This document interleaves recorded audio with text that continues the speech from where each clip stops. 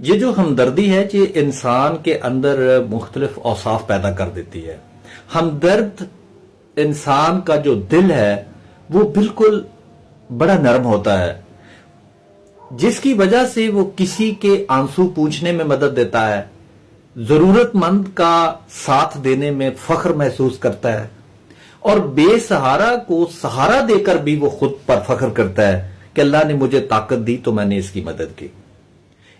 یہ ہمدردی یہ رشتوں کو مضبوط کرتی ہے، اور تو اور یہ دلوں میں محبت، رحم اور قربانی کا جذبہ پیدا کرتی ہے. حقیقی ہمدرد وہ ہوتا ہے جو بغیر کسی غرض کے، بغیر کسی لالچ کے، بغیر کسی طمع کے، بغیر کسی مطلب کے، مطلب بے لوث ہو کر جو دوسروں کی خوشی اور راحت، دوسروں کے آرام اور دوسروں کی خوشی کے لیے خود کو وقف کر دیتا ہے، خود کو ایک سیڑھی بنا دیتا ہے تاکہ وہ اس سیڑھی پر چڑھ کر وہ آسانی کی طرف چلے جائیں. کیونکہ ہمدردی ہی دنیا کو بہتر اور خوبصورت بناتی ہے.